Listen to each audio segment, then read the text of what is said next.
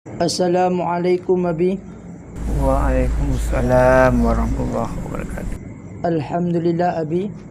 Pada malam ini saya sudah datang ke tempat Abi dikarenakan Abi ada orang yang bertanya kepada saya masalah ini Abi. Ya, masalah apa? Ini Abi. Wah.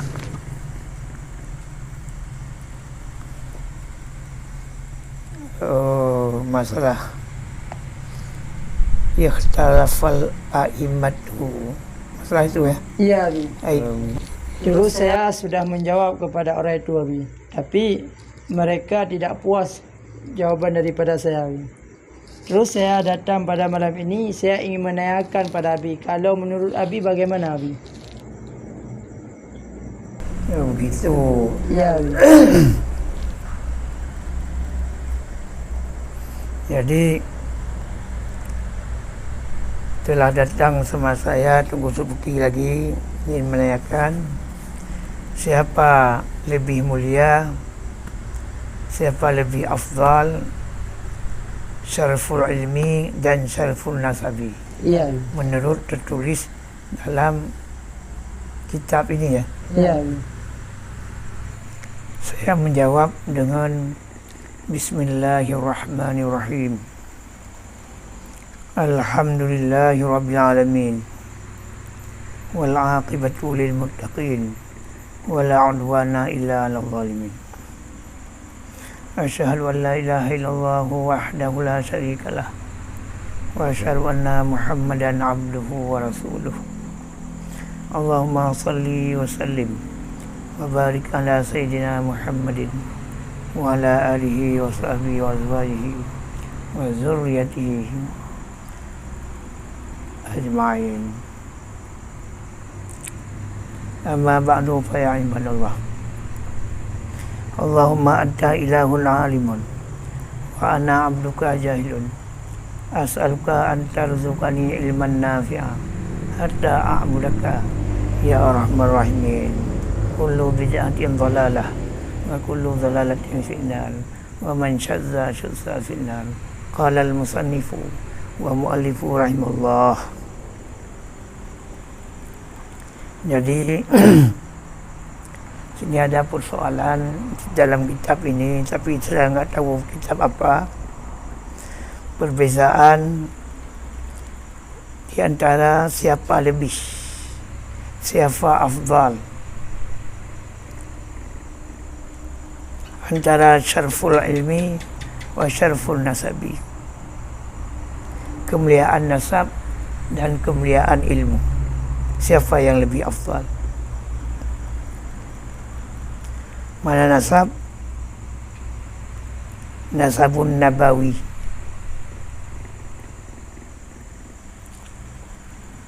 kemudian berpendapat oleh sebahagian ulama di atas melebihkan pendapat yang kedua, tafsir yang kedua, yakni lebih mulia nasabin nabawi dengan kemuliaan ilmu. Karena di sini ada makna yang dimaksudkan sebahagian ulama, sebagian jamaah ulama berpendapat. Tentu saja di sini ada dua pendapat. Ada satu dua. Pendapat yang pertama menganggap kuat. Pendapat yang kedua, yakni nasabin nabawi. Sehingga ulama itu berkata dikarenakan zati, ini menyangkut dengan ilat. Ilatnya karena zatiyun, zati. Sedangkan pendapat yang kedua menganggap lebih syaraful ilmi. Ilatnya arzi. Arzi yang maksud di sini sifat kemuliaan karena ilmu. Jadi dua ilat. Orang yang berkata lebih nasab, ilatnya karena zati. Orang yang berkata lebih ilmu dikarenakan ilatnya aridi. Aridi itu sifat. Ini masalah. Yang menyangkut dengan di sini sifat kemuliaan.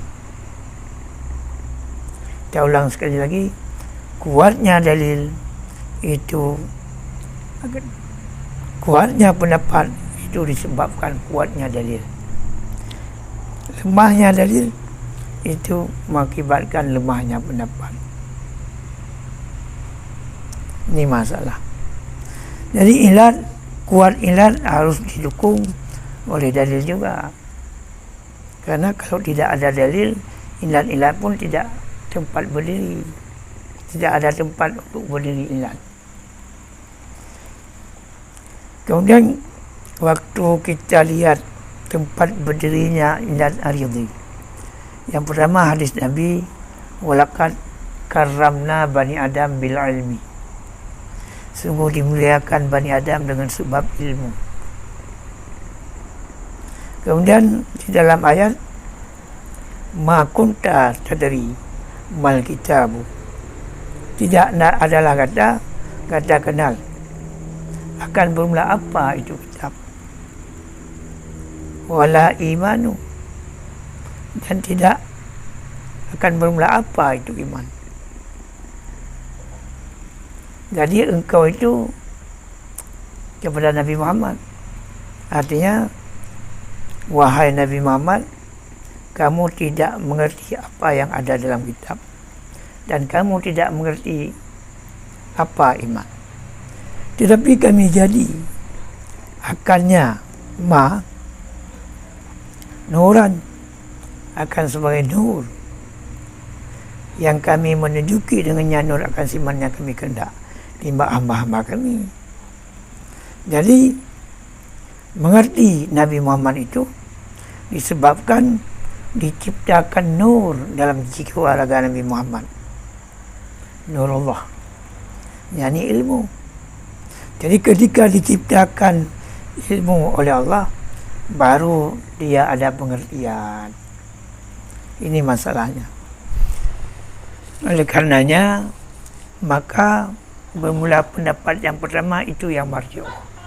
Kalau kita artikan menurut mantik, pendapat pertama yang ilatnya zati, itu pendapat marjuh. Adapun pendapat yang kedua yang ilatnya aridi, itu pendapat rajih. Artinya lebih kuat kemuliaan ilmu daripada kemuliaan nasab. Ini masalahnya. Karena kuat dalil maka kuat hukum atau kuat pendapat. Lemah dalil maka lemah hukum, artinya lemah pendapat. Ini masalah. Maka mudah-mudahan di atas uraian ini ada manfaatnya. Kalau memang tidak ada manfaatnya, itulah mana hasbama tala alaihi, menurut pandangan. Yang penting kita jangan cekcok lagi. Aman, kita damai, kita melangkah kepada kejayaan, kemenangan dan kebangkitan Islam yang sempurna. Adanallahu wa iyyakum ajmain. Assalamualaikum warahmatullahi wabarakatuh.